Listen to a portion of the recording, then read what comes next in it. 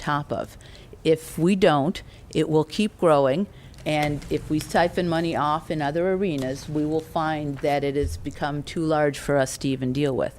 So this should go down later in the year as we get revenues to offset it. But this is a large amount, and it needs to be watched.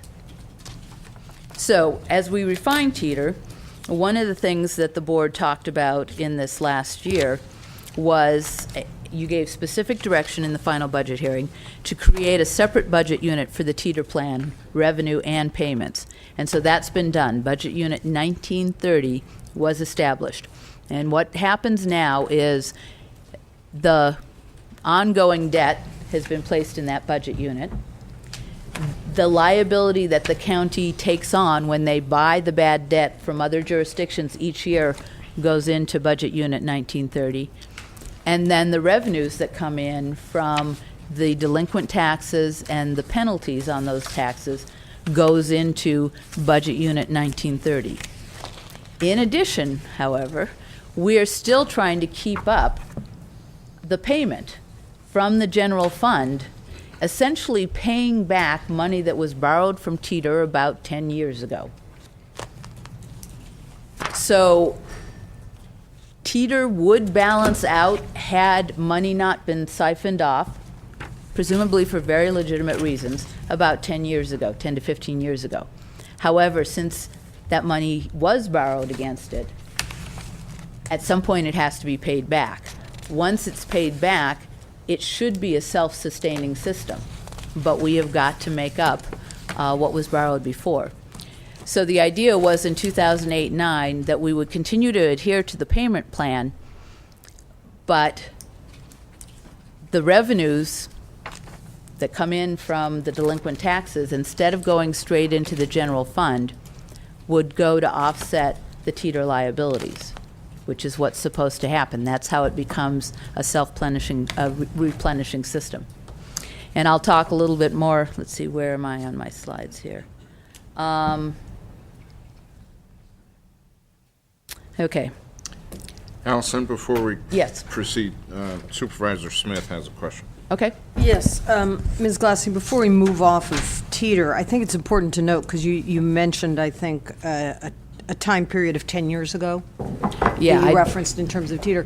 But I think it's important, and maybe you could make a few comments on, that was not a one-time borrowing. It's been a constant strategy. Maybe there were actually even no exceptions in the last 10-year period, that it was a yearly pattern and practice to balance the budget. So it wasn't just a one-time adjustment Right. or borrowing. It was one that was regularly employed to balance the county budget, hence now this $17 million debt that we have to address. So maybe you could talk a little bit about that and how, finally it was last year that the board said, let's put this in a separate budget unit.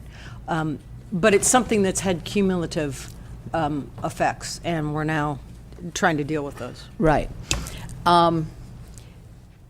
Yes, it was not a one-time occurrence. Basically, from the time teeter was set up, it was set up in such a way that the revenues always went into the general fund.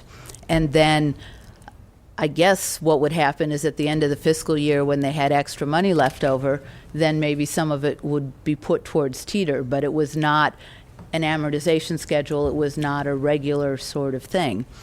I can relate to why someone might feel the need to do something like that, because I'll talk a little bit later about this particular year. But I think it's important to note that it basically occurred before the present board was there, and it occurred before any of the rest of us were here. And if people recall the early 90s, that was the last big bad budget time. There were budget cycles. And the early 90s, which is when teeter was set up, and in fact it was set up to deal with the budget crises at that time, that mechanism was made available to all counties, and all counties that didn't already have a teeter plan then went into it because it was financially advantageous to them. It was a very difficult budget time, so they did what they felt like they had to do.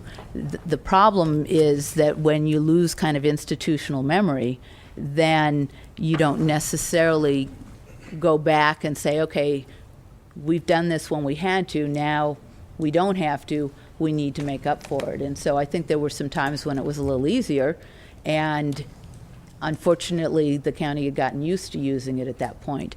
And then the rest of us come on and we go, oh, what's teeter? And it's been an interesting learning experience going through that. So does that answer the question?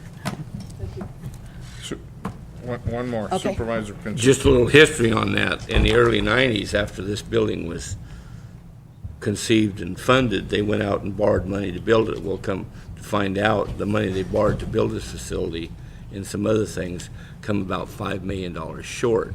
And so the county, that was the time that the Japanese bank held a note on the courthouse and things like that. And the county was in dire straits to finish this project and whatnot. So part of that $5 million gap come from basically taking money from the teeter plant. Mm-hmm. Yeah, and we may find this year that we're pushed in a similar direction. So the debts and liabilities as they stand right now, this is kind of a complete list, and then the next one shows kind of a pared down list for the ones that are more typically thought of as debts and liabilities.